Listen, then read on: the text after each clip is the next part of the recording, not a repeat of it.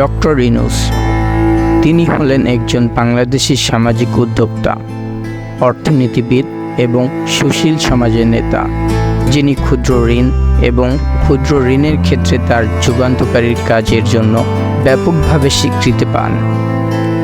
মোহাম্মদ ইউনূস 1940 সালে 28শে জুন তৎকালীন ব্রিটিশ ভারতের বর্তমান বাংলাদেশের চট্টগ্রামের কাছে অথুয়া গ্রামে জন্মগ্রহণ করেন। সচ্ছল পরিবারের 9 সন্তানের মধ্যে তিনি ছিলেন তৃতীয়। তার বাবা ছিলেন একজন জুয়েলারি এবং তার মা ছিলেন একজন গভীর ধার্মিক মহিলা, যিনি প্রায় গরিবদের দিতেন। ইউনূস তার মায়ের উদারতার দ্বারা অনুপ্রাণিত হয়েছিল, যা পরে দারিদ্র্য দূরীকরণের তার কাজের প্রভাবিত করেছিলেন। তিনি চিটাগং কলেজিয়েট স্কুলে পড়েন, যেখানে তিনি একজন চমৎকার ছাত্র ছিলেন এবং পরে তিনি বিএ সহ স্নাতক হন।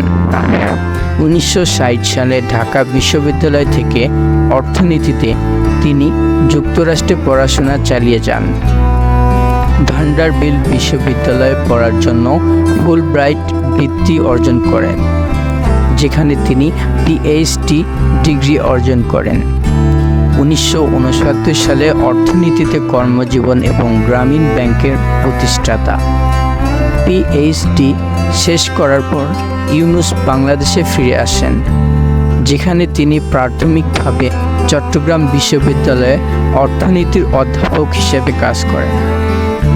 19৭০ সালের দশকের গোড়ার দিকে বাংলাদেশের স্বাধীনতা এবং একটি বিধ্বংসী দুর্ভিক্ষের উপর ইউনূস যে তান্ত্রিক অর্থনীতি পড়াছিলেন তাতে তিনি মোহভঙ্গ হয়ে পড়েন এবং দরিদ্রের ব্যবহারিক সমাধান খুঁজতে শুরু করেন। তার ফোকাস ক্ষুদ্র ঋণে স্থানান্তরিত হন, যা দরিদ্র ব্যক্তিদের, বিশেষ মহিলাদের জামানত ছাড়াই ছোট্ট ঋণ প্রদান করেন। তিনি বিশ্ব সকলের যে এই ক্ষুদ্র ঋণগুলি দরিদ্রে তাদের নিজস্ব আয় উৎপাদনমূলক কার্যক্রমে তৈরি করে এবং দরিদ্র থেকে নিজেদের তুলে নিতে সক্ষম করতে পারেন। 1976 সালে তিনি গ্রামীণ ব্যাংক প্রতিষ্ঠাতা করেন, যার অর্থ গ্রাম বাংলা, যা দরিদ্রদের এই ঋণ প্রদান করে। গ্রামীণ ব্যাংকের মডেলটি ছিল বৈপ্লবিক, কারণ এটি মহিলাদের উপর দৃষ্টি নিবদ্ধ করে, দরিদ্রতম দরিদ্রের লক্ষ্য করে এবং গোষ্ঠী ঋণ ও জবাবদিহিতার ব্যবস্থার উপর নির্ভর করে। নোবেল শান্তি পুরস্কার এবং বৈশ্বিক স্বীকৃতি। গ্রামীণ ব্যাংকের সাথে ডক্টর ইউনূসের কাজ আন্তর্জাতিক স্বীকৃতি লাভ করে এবং ক্ষুদ্র ঋণ আন্দোলনের দিকে পরিচিত করে, যা বিশ্বব্যাপী ছড়িয়ে পড়ে। 2006 সালে তিনি এবং গ্রামীণ ব্যাংকের যৌথভাবে নোবেল শান্তি পুরস্কার ভূষিত হন।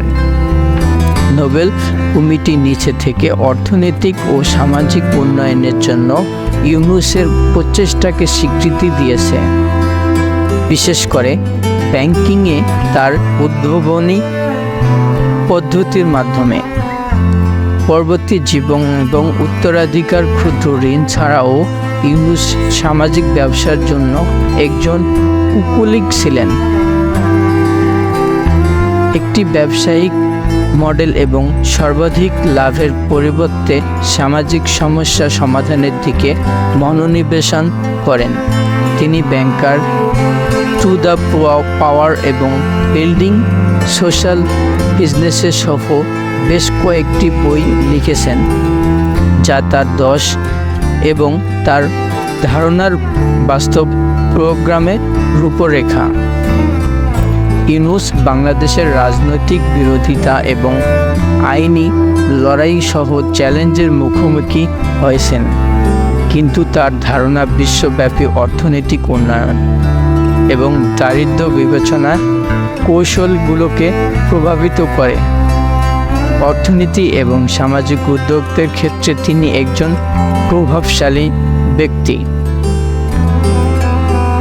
ডক্টর মোহাম্মদ ইউনূসের জীবন কাহিনী হল সামাজিক ন্যায় বিচারের প্রতি উৎকর্ষ, অর্থনৈতিক চর্চায় উদ্ভাবন এবং দরিদ্রের জীবনকে উন্নত করার প্রতিশ্রুতি। তার কাজ বিশ্বব্যাপী লক্ষ লক্ষ মানুষকে ক্ষমতায়ও করেছেন এবং দরিদ্রের ও অসমতা মোকাবেলার লক্ষ্যে উদ্যোগগুলিকে অনুপ্রাণিত করে চলেছে।